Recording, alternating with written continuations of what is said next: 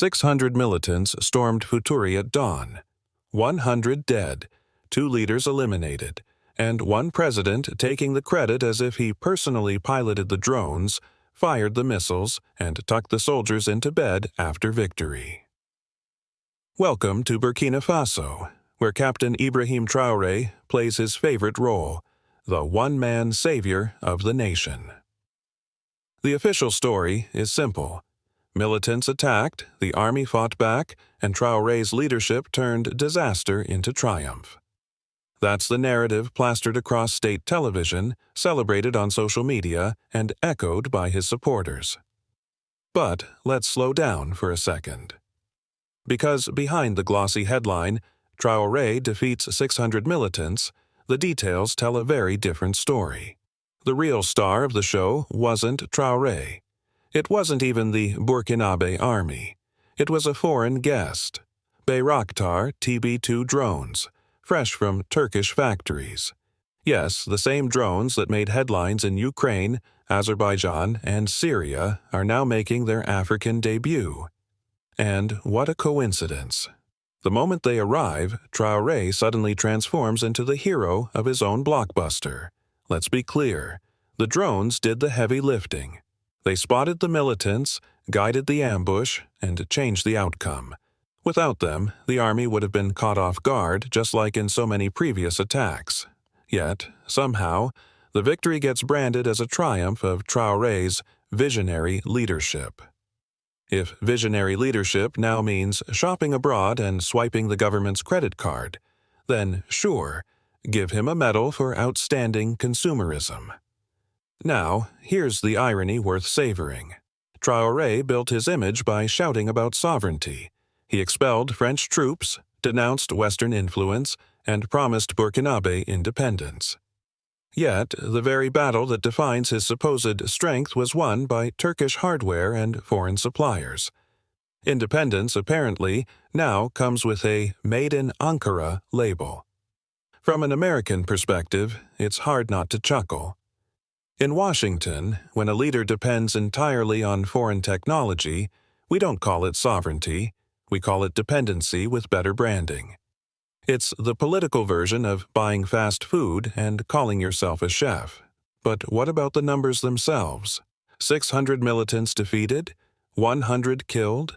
Who verified this? No independent journalists were there. No neutral observers confirmed it. These numbers were pulled straight from government press releases. And if history teaches us anything, it's that casualty figures in conflicts are often inflated. After all, if you're already writing your own script, why not add a few hundred extra enemies to make yourself look even braver? The bigger the number, the bigger the myth. 600 attackers sound like a national crisis. 200 would sound like a skirmish.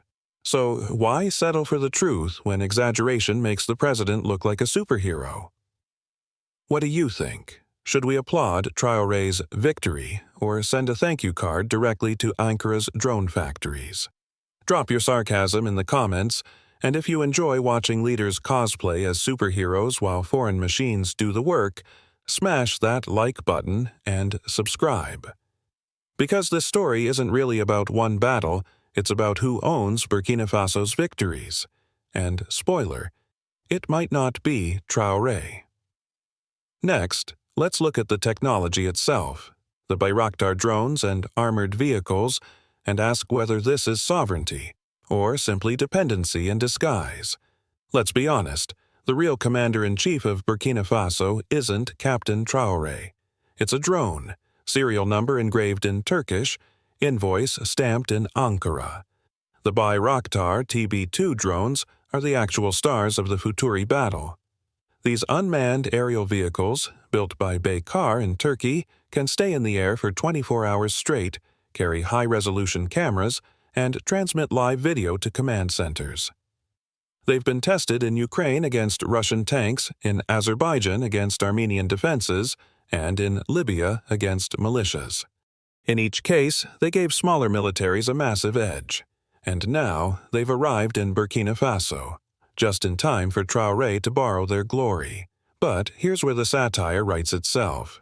Traoré preaches sovereignty and independence, yet his victories are literally outsourced. He didn't invent drones. He didn't build drones. He didn't even train the pilots who operate them. He just signed the purchase order. It's like claiming you're a great farmer because you bought bread at the supermarket. Let's talk about cost. Each Bayraktar TB2 is estimated at $1 to $5 million depending on the package.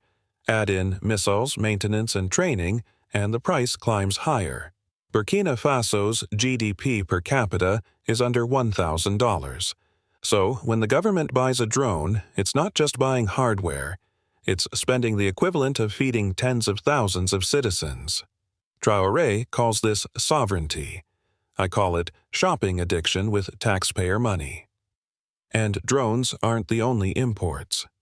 The armored vehicles rolling across Burkinabè roads? Many come from Eastern Europe, Czech, Slovak, even Serbian suppliers. A few are second-hand, upgraded to look shiny on parade. These machines are useful, yes, but they are hardly proof of independence. They are proof of dependence on foreign factories, foreign engineers, and foreign spare parts. From an American perspective, this looks painfully familiar.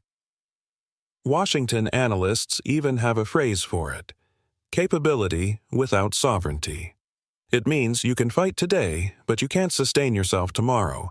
The day Ankara cuts off spare parts, those Bayraktars are nothing more than expensive lawn ornaments. And guess what? Foreign suppliers know this. They know they hold the leash. And yet, Burkinabè State TV sells these purchases as evidence of modern independence. Really?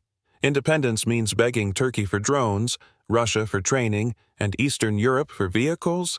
If this is independence, then I'm the King of England because I bought a tea bag. Here's the punchline. Every missile fired from a Bayraktar is a free commercial for Turkey's defense industry.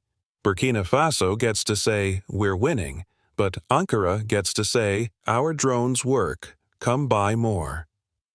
Who's really benefiting here?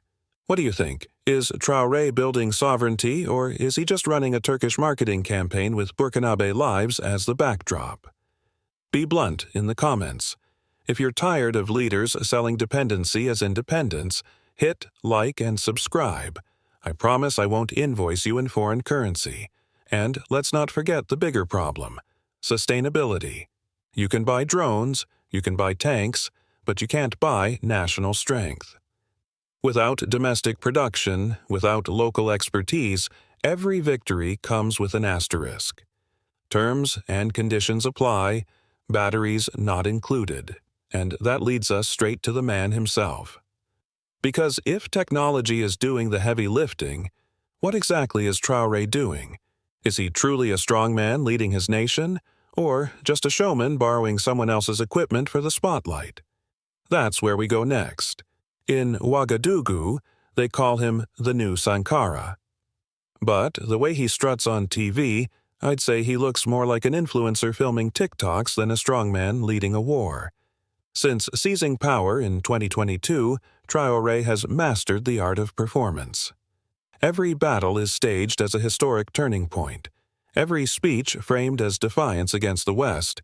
Every image carefully choreographed. Him in fatigues, chest out, surrounded by loyal troops. The message? He's not just president.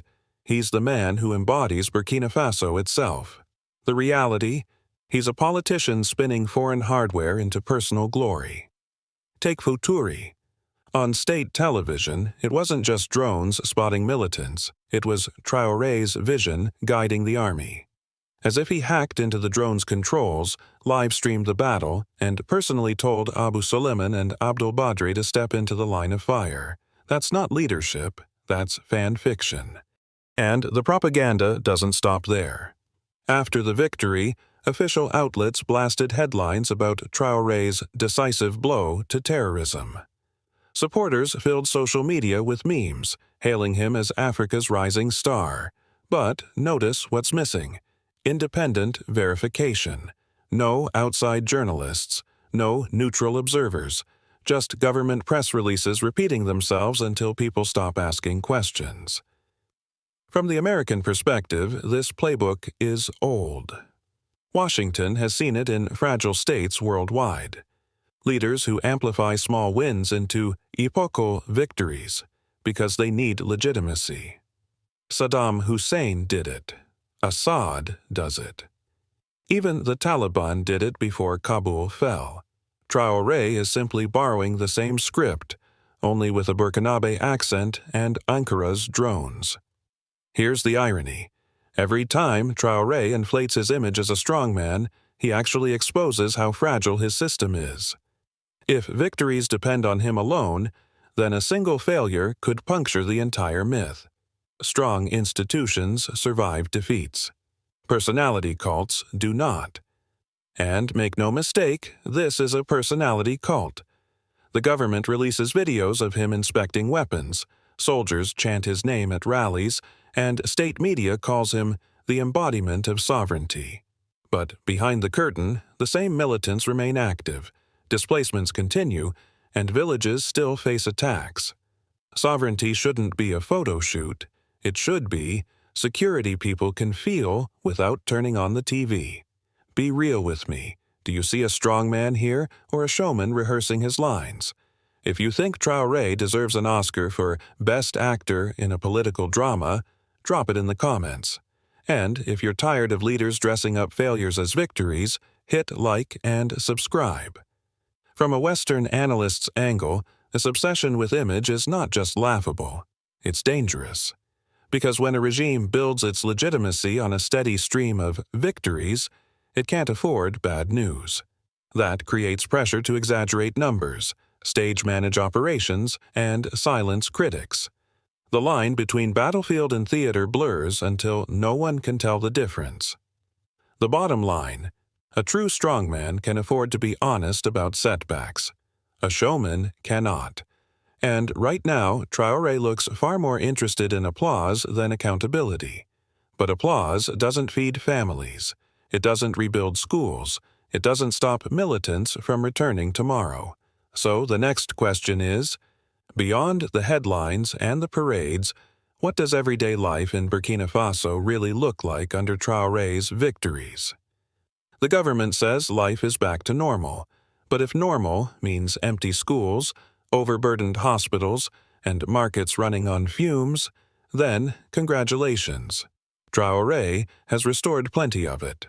After the Foutouri clash, state TV rushed to show smiling villagers. Markets reopened.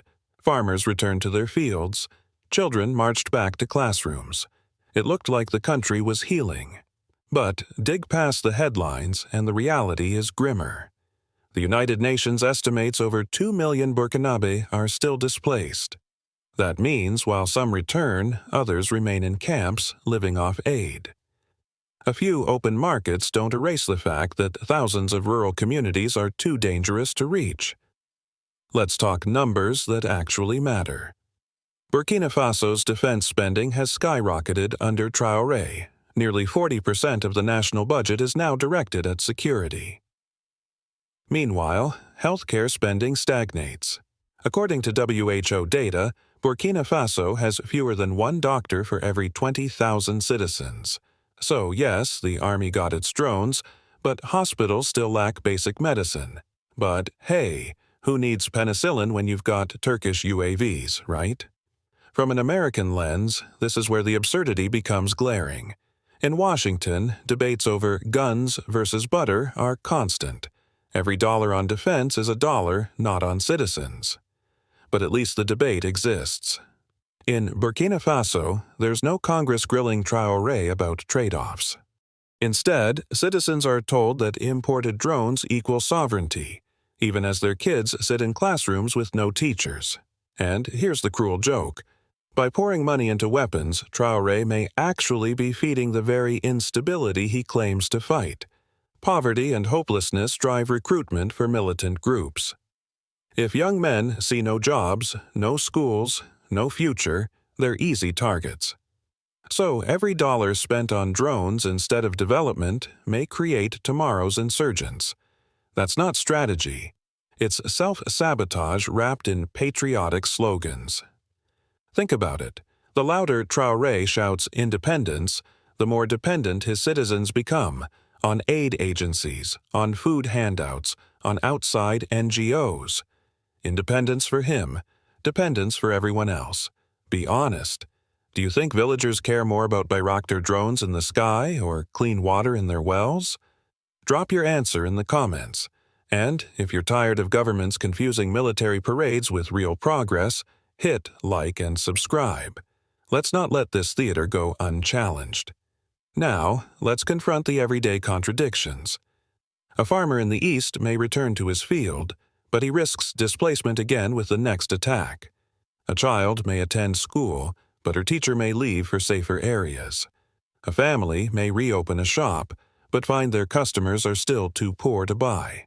Victory, as advertised, is selective, and the propaganda machine carefully selects which pieces to show. From the U.S. perspective, this looks less like stability and more like crisis management, dressed up as a comeback. American analysts call it optics over outcomes.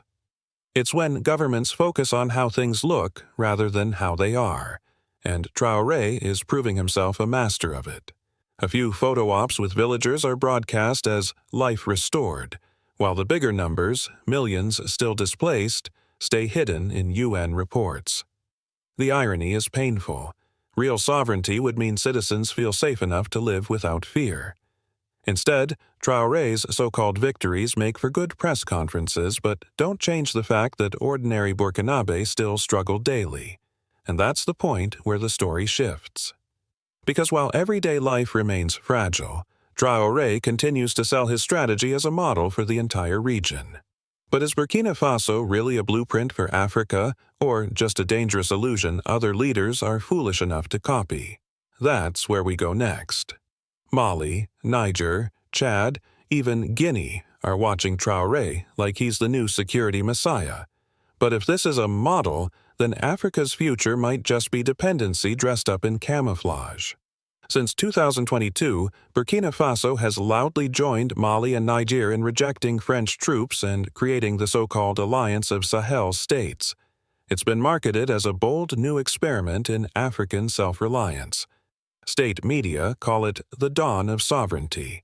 Critics call it 3 coups in a trench coat.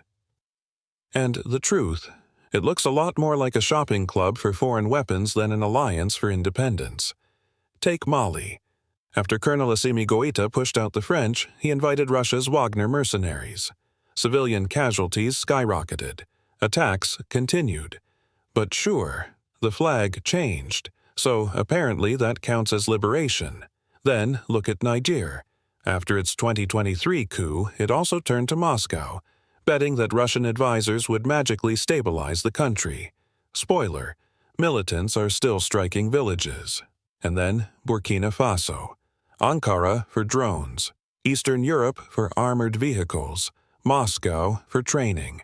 Congratulations, you've traded dependency on Paris for dependency on half the Eurasian arms bazaar. Here's a number to chew on. Despite all these victories, the Sahel region recorded over 11,000 conflict-related deaths in 2023, according to ECLID. If this is a model of success, I'd hate to see failure. But don't worry, Traoré and friends will still hold summits, pose for photos, and talk about redefining African security. Because nothing says sovereignty like smiling for the camera while signing another contract in Ankara. From an American perspective, the joke is getting old. Washington analysts remember the Cold War, when fragile states became battlefields for outside powers. Angola, Afghanistan, even parts of Latin America. Every time, local leaders claimed independence, while actually being pawns in someone else's supply chain. Traoré is just the latest actor on that stage, except instead of Soviet tanks, he's showing off Turkish drones. Same dependency, new soundtrack. Mini twist, Lin Dong, Kong Lam Dung. The irony is that while Traoré sells himself as a model for Africa, the only people truly learning from him are arms dealers. For Ankara and Moscow, Burkina Faso isn't a revolution, it's a showroom. Tell me straight, do you think this so-called Sahel model is worth copying? Or is it just three strongmen cosplaying as revolutionaries while foreign suppliers cash the checks? Drop your take in the comments. And if you're done with the theater, smash like and subscribe. I guarantee no Russian bots were harmed in the making of this video. But let's get serious. The risk here isn't just Burkina Faso, it's contagion. When one country claims success through foreign weapons, others may try the same shortcut. But shortcuts in geopolitics usually lead to cliffs. Without real institutions, without local industries, without balanced governance, victories vanish as fast as they're declared, and instability spreads. That's why U.S. officials now describe the Sahel as a contagion zone. What starts in Foutouri won't stay in Foutouri, it ripples across borders. So yes, other leaders are watching Traoré. But the question is, are they admiring him or laughing quietly? Because history suggests his model is not independence. It's dependency with better PR.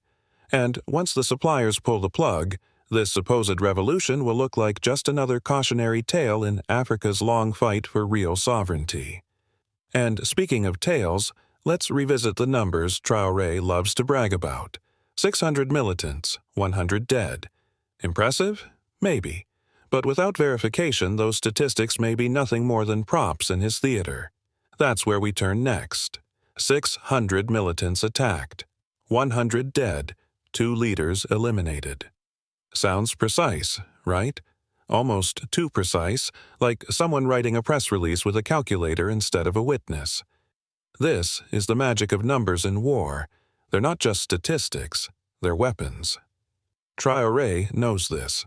Every digit he throws out reinforces his myth as the strong man who single-handedly saved Burkina Faso. But here's the catch. Numbers without verification are as reliable as a campaign promise. Let's put it bluntly. No independent journalist was in Foutouri that morning. No neutral monitors confirmed the scale of the attack. The figure of 600 militants came straight from government mouthpieces. Could it have been 200? Possibly. Could it have been 1,000? Sure, why not? When you control the narrative, you control the math. And Traoré has turned mathematics into propaganda. This isn't new. The U.S. military did the same in Vietnam, bragging about body counts that supposedly proved progress. In Iraq, coalition forces constantly reported hundreds of insurgents neutralized, only for the insurgency to intensify. In Afghanistan, NATO declared Taliban decisively weakened almost every year, until the Taliban strolled back into Kabul in 2021. Numbers inflated today often become embarrassments tomorrow. From Washington's perspective, the Burkinabè numbers are déjà vu. American analysts know the pattern. Governments in fragile states inflate enemy strength to magnify their own victories. It's political math. If you say you killed 100 out of 600 attackers, you look heroic. If the real number was 20 out of 80, you look ordinary. So why not round up the enemy and round up the kills? And here's the danger. Fake numbers don't just fool the public, they fool policymakers. If commanders believe they've eliminated 100 militants, they might underestimate how many fighters are still out there. That false confidence can cost lives in the next attack. Propaganda isn't free. It distorts strategy. The louder Traoré brags about numbers, the more obvious it becomes that he's not counting militants. He's counting applause. Tell me straight. Do you believe these numbers, or do you think Traoré is just cooking the books for his fan club? Drop your take in the comments. And if you're done being spoon-fed inflated stats, hit like and subscribe. We'll keep the math honest here. Now, let's add real data for contrast. According to the Armed Conflict Location and Event Data Project, ACLED, Burkina Faso suffered over 6,000 civilian deaths in 2023. If the army is supposedly wiping out militants by the hundreds, why are civilian casualties still rising? Why are 2 million people still displaced, according to the UN? Those numbers don't align with the fairy tale of decisive victories. From the American lens, this is the Achilles heel of Traoré's narrative. The statistics that can be checked, displacements, civilian deaths, economic collapse, paint a grim picture. The statistics that cannot be checked, 600 attackers, 100 killed, paint him as a hero. Guess which ones he prefers to repeat. And here's another point worth noting. Numbers also serve foreign suppliers. Every time Burkina Faso claims 100 militants eliminated by Bayraktar drones, it's free advertising for Turkey. Ankara doesn't need to spend $1 on marketing. Traoré's propaganda machine does it for them. For Russia and Eastern Europe, the same logic applies. Every victory is proof their hardware works. In the end, the only math that matters is on the invoices. So let's stop pretending. The Battle of Foutouri wasn't a simple equation of 600 versus 100. It was an equation of image versus reality. And in that math, the Burkinabè people are the ones carrying the remainder. Which brings us to the bigger question. Even if these numbers were true, even if Traoré really scored a crushing victory, can he sustain it? Or is this just a temporary high before reality sets back in? That's where we go next. Winning one battle is easy. Even Traoré managed that, well, with Turkish drones holding his hand. The real test is tomorrow, next month, next year. And here's where the cracks start to show. Let's start with the budget. Burkina Faso's economy is tiny. GDP per capita under $1,000. Yet, nearly 40% of national spending now goes into security. That includes drones costing up to $5 million apiece, armored vehicles from Eastern Europe, and contracts with foreign trainers. It's a shopping spree disguised as strategy. And while the army enjoys shiny imports, hospitals remain understaffed, schools underfunded, and roads unrepaired. But don't worry. At least the skies are full of Bayraktars. Here's the math Traoré doesn't want to admit. Every drone flight burns through more money than an average citizen earns in a year. Sustainability? Only if Ankara launches a loyalty program. Buy 10 drones, get one free. Otherwise, the numbers don't add up. From a U.S. perspective, this is textbook unsustainable modernization. Washington analysts use the term when countries rush to buy advanced gear without the industry or economy to maintain it. Afghanistan was the prime example. Billions in U.S. weapons, only for the army to collapse once support was cut. The same risk looms here. If Turkey or Russia raise prices, or if supply chains break, Burkina Faso's high-tech army will shrink to a museum collection, and manpower isn't much better. The Burkinabè army is small, with many recruits lacking advanced training. Yes, technology multiplies strength, but militants adapt. Already, reports from the Sahel show fighters splitting into smaller, faster groups, harder for drones to track.